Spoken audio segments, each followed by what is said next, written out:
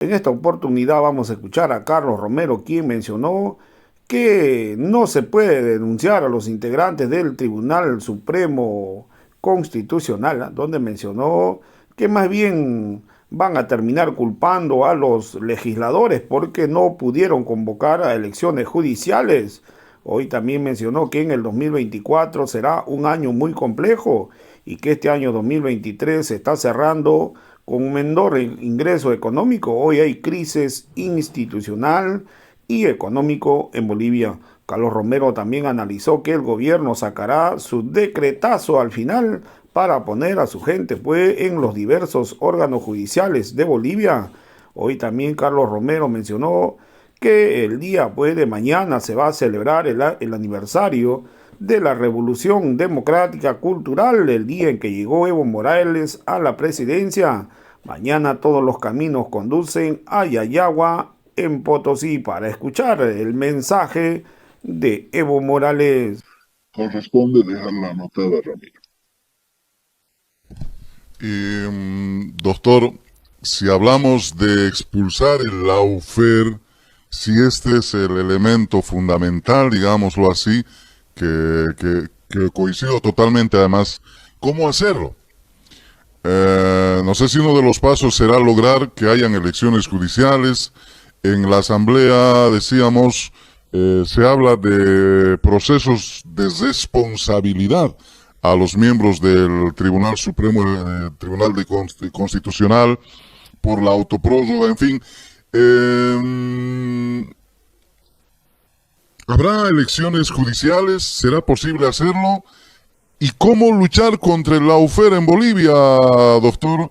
¿Qué recursos nos quedan para enfrentar a este elemento que sí parece, como decía hace un momento, está tomando consolidación, manipulado por el ministro de Justicia? Yo creo, Ramiro, que no se ven perspectivas reales que haya elecciones judiciales. Tampoco creo que sea conveniente impulsar un juicio contra el Tribunal Constitucional. No creo.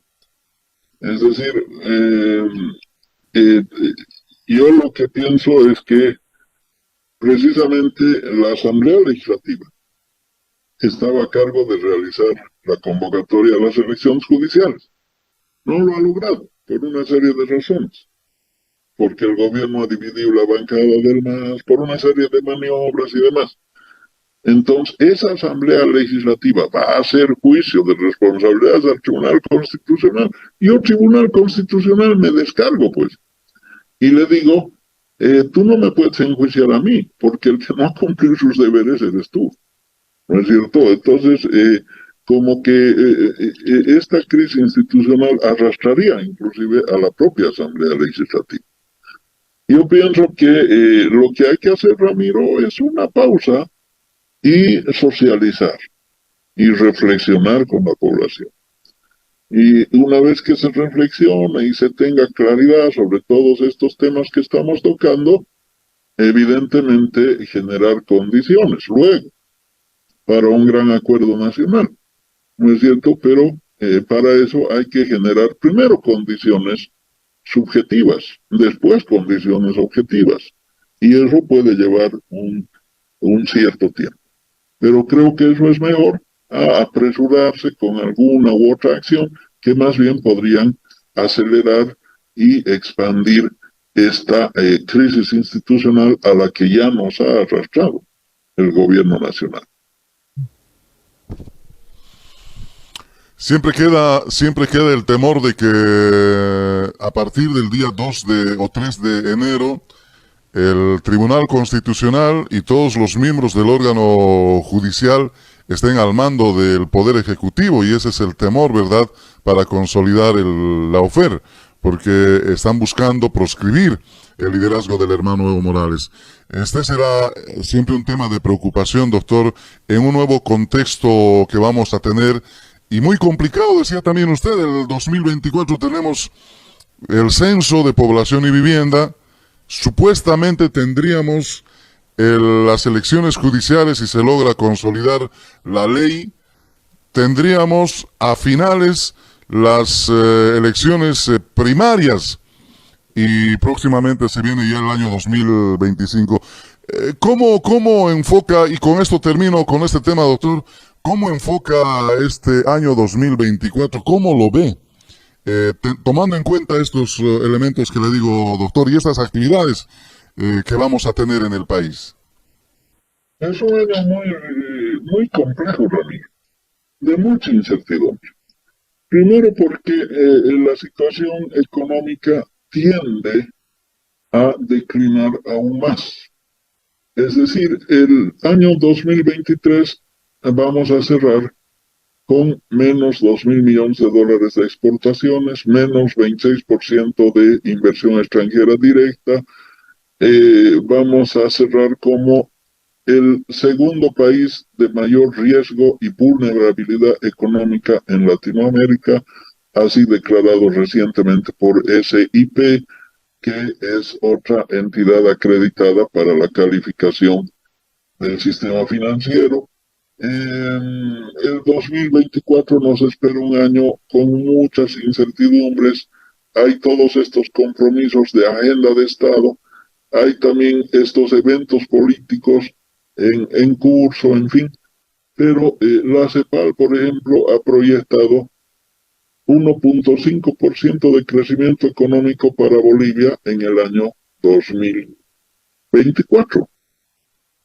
El 2023 están cerrando con 2% de crecimiento económico, pero ese 2% de crecimiento económico apenas empata el PIB del año 2019. Entonces, estamos cerrando 4 años de estancamiento económico. Con 1.5 de crecimiento no alcanza. No alcanza para reactivar la economía. Y mientras la precarización laboral continúa en curso ascendente, estamos con 83% de informalidad. Mientras los salarios continúan reduciendo su capacidad adquisitiva. Estamos con 8% de inflación promedial. La producción va a seguir en descenso. Las comisiones bancarias que encarecen la importación de bienes de capital han subido a 10%. El dólar paralelo sigue avanzando, ya está en 7.70 y posiblemente se va a disparar un poco más arriba porque cada vez hay más escasez de divisas. Hemos sufrido desabastecimiento de diésel, fundamentalmente. ¿Por qué? Porque como no han pagado a sus operadores tradicionales, han armado unas empresas fachadas, improvisadas, que no saben desarrollar esta provisión del combustible y de paso están envueltas en hechos de corrupción. Entonces, podemos estar en una situación de crisis energética. Y junto a crisis económica, financiera, alimentaria, institucional. Entonces, realmente el año 2024 no se presenta para nada alentador para las familias bolivianas.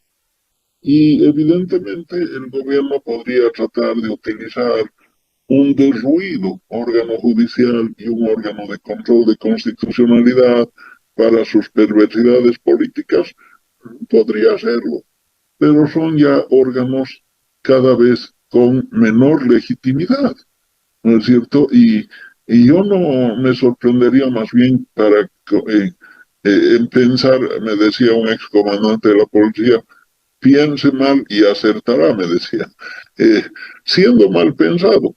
Yo no dejaría de darle crédito a la hipótesis que dice, más bien el gobierno va a empujar a una mayor crisis judicial para que se caigan las autoridades autoprorrogadas y va a sacar debajo de la manga su decretazo consensuado con la derecha para nombrar sus nuevos operadores de justicia y ahí sí profundizar la persecución judicial, ¿no? Entonces, bueno, hay que estar atento a cualquier tipo de escenarios que se presenten, pero sin duda vamos a tener un año bastante complejo y muy dinámico. Muchas gracias, doctor Romero.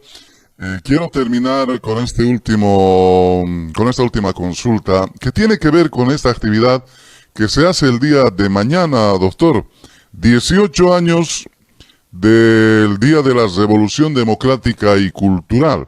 Es lo que se celebra, se festeja con grandes concentraciones en el pasado y ahora también, aunque con ciertas dificultades, porque siempre andan poniéndole piedritas al camino de que no se hace aquí, no permitiremos allá, etcétera, etcétera. Parece también un movimiento de los denominados renovadores.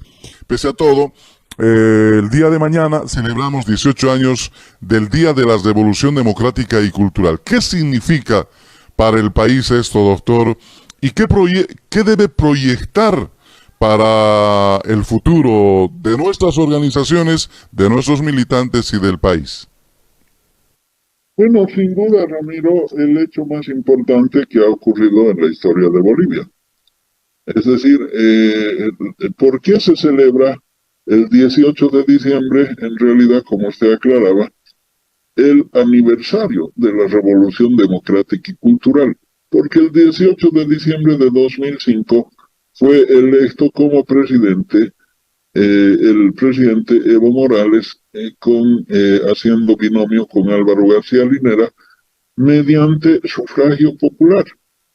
Es decir, los indígenas, la mayoría nacional, llegó al gobierno con las reglas de juego de los colonizadores, de los que los habían sojuzgado históricamente, con el árbitro de los sojuzgadores, de los colonizadores.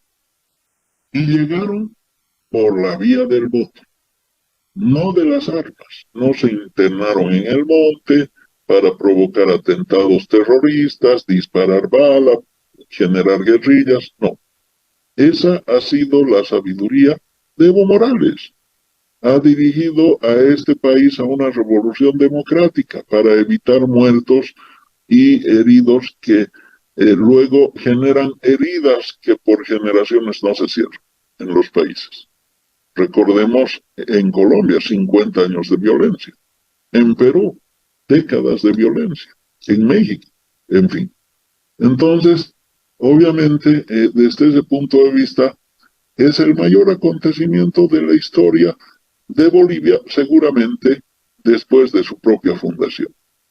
La fundación de Bolivia en 1825 fue un acontecimiento sin duda histórico porque había determinado, más allá de los pormenores y los avatares, había determinado la ruptura del dominio de la corona española.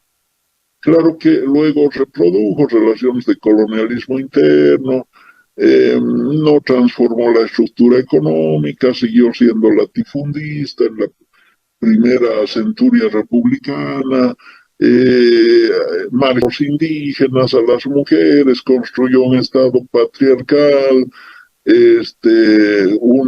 un estado colonial, una democracia censitaria, solamente para unas cuantas familias privilegiadas, elitistas, qué sé yo, pero bueno, con todo, representó el nacimiento de un país, de un estado.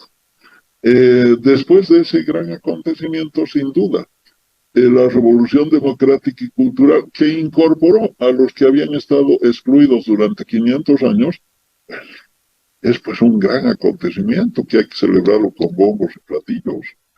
Que hayamos nosotros como bolivianos participado, protagonizado, testimoniado una revolución tan profunda. Sí, eso es digno de admiración y digno de orgullo mundial. Así es que con ese orgullo y con esa alegría, yo deseo realmente que mañana en Yayagua los verdaderos militantes del proceso de cambio celebren. Hay muchos motivos para celebrar, pero que además escuchemos el mensaje de Evo Morales, que seguramente nos dará algún lineamiento hacia adelante, pero además que sirva también como reflexión para quienes han quedado confundidos ahora y que tienen la posibilidad pues de retornar a sus raíces. Como siempre,